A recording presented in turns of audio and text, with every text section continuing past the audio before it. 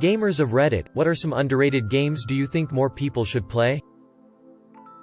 Sacrifice. I don't remember a lot of buzz about it. It is one of the most imaginative RTS titles in history. It came out late 2000, and I don't think there has been a game like it. Unlike most RTS titles, it played like a third-person RPG instead of a top-down isometric game. You personally controlled a unit. You would summon creatures and cast spells. Get into direct combat with the opponent. The goal was to corrupt the altar of the enemy. You play a wizard in service of one of a pantheon of gods. The campaign is well told and imaginative. You show up after a catastrophe destroyed your reality, one that you might have caused in some ethereal realm, and the gods there try to seduce you to their side. Every mission, you can choose to serve the same god or a different one, gaining new spells and summons each time. You essentially build your repertoire this way, similar to an RPG, since you keep your old selections. As war breaks out between the gods and they start dividing into factions, your options close off, until you are left serving the last god standing against a horrific foe. It has some great voice acting. Tim Curry plays this god of air who constantly insults the earth god. The game's visuals are insane. The world crafted using voxels that could show massive terrain destruction. One of the spells would transform a huge area of the map into a volcano and rain down massive flaming boulders that would break massive holes in the ground. Sadly, it sold pretty poorly. It was ambitious, funny, ahead of its time. The UI really hurt the game. It's pretty awkward to play. My Summer Car. It's like a car driving simulator that takes place in 90s Finland. You build your car. In the meanwhile you do dumb shit, driving around and interacting with all the drunk men in the map. You can get drunk too. Kinda a trashy game but still fun.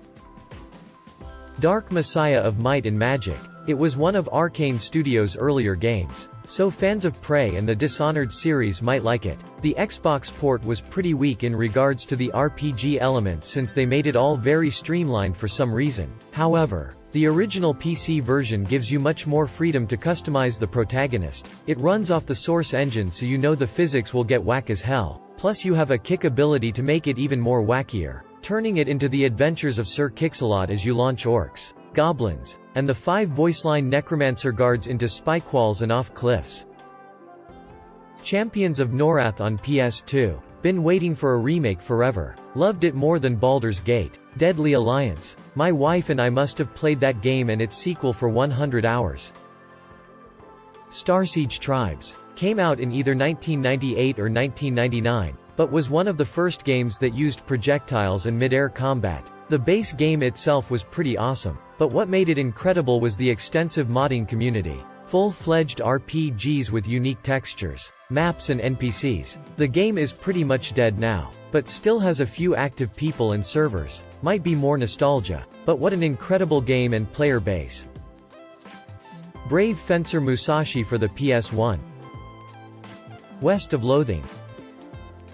Lord of the Rings. The Third Age. I love JRPGs, and this was one of the first from a property I actually recognized and could relate to. The playable characters are original and the story walks hand in hand with the films, bringing in tons of nostalgic fights. I recently did a playthrough of that game on an old PS2. Still holds up. Riddick. Escape from Butcher Bay. Was expecting the typical steaming turd from a movie-based game. Turned out to be surprisingly really good, 90% on Metacritic. Billy Hatcher and the Giant Egg. Such a unique experience, gameplay that I haven't seen since. Also the theme song is hype.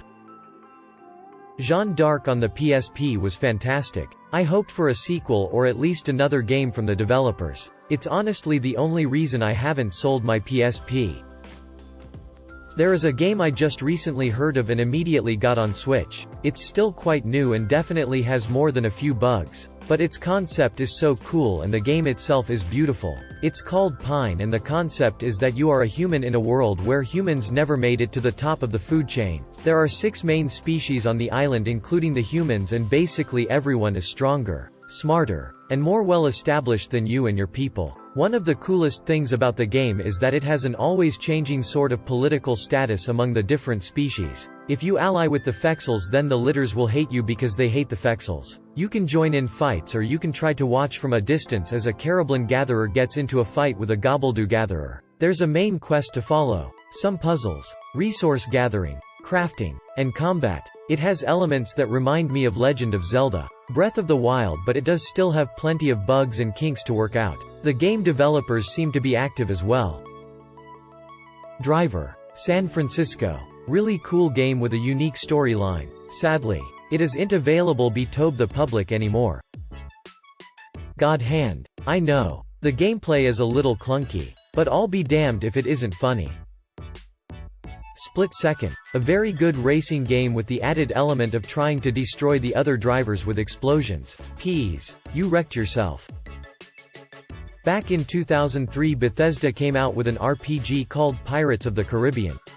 The game is not at all connected with the film series, aside from a few names here and there. Basically, it was a pretty large world full of islands that you could explore as this guy named Nathaniel Hawke. You could choose what kind of pirate you wanted to be based on your actions. Like you could be a smuggler, a trader, a bloodthirsty swordsman, etc. They gave you skill points as you leveled up to put into things that would help you become the character you wanted to be. You could hire crews for your ships that would also fight at your side as you explored the islands and at sea. On the islands there were dungeons and caverns to explore where you would fight skeletons and get treasures and really great weapons. The ship battles were fun, but they also gave you the option of avoiding them or doing them in a less involved way if that was not your thing. These battles would either be with other pirates or a country that you were not friendly with at the moment, because diplomacy also played a major role in your character. There were quite a few ships you could choose from too, and if you were a smuggler or trader you would rely on these ships to move cargo from one island to the other. There was a main story of sorts,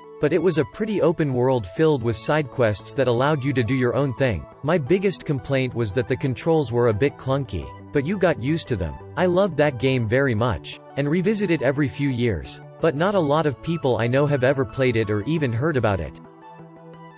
Screencheat. It's a split-screen multiplayer game that you play online. Every character is invisible, and the only way you can kill each other is by looking at each other's perspective, hence, Screencheat. Also some really funny additions into the game, e.g., a mode where every sound is replaced with an Australian going bugger. Cheap and hilarious. Gun. It was a 360 launch title. I want it remastered so badly. One of my faves. Mercenaries. Playground of Destruction. It was GTA in North Korea. You could hijack anything and destroy any building and call in airstrikes. Truly ahead of its time. Never could beat the final mission, though. Regardless. Amazing. Shelter and Shelter 2. Simultaneously the most relaxing and stressful games I've ever played. So gorgeous and the soundtrack is stunning. They're honestly works of art. For me it's got to be an old Xbox game called Metal Arms. It's a bit old now but it's the shit. They were going to do a sequel but the company was bought out or bust or something. Kenshi. It's kind of a messed up dystopian game that takes place in some barren hellhole. Not your typical AAA titles. More PC and independent. Lower budget. But as a gaming experience, I think it captures the very essence of what an organic gaming experience to be. The game itself is kind of this messed up scenario and places you in the middle of it. Rise or fall, it almost feels like it's up to fate. But the cool thing is that your player gets stronger with repetition. So as long as you're alive, you've got a shot. Even if you're a bleeding, limbless, and crawling great distances starving. A scenario all too common in Kenshi. Custom Robo on the GameCube. Golden Sun and Golden Sun, The Lost Age. Two of the best RPG games I have ever played, and they need to make another one for Switch. Please make it happen, Nintendo. The Advanced Wars games. Almost fully overshadowed by the Fire Emblem series. Both were made by Intelligent Systems. The second Viva Pinata game.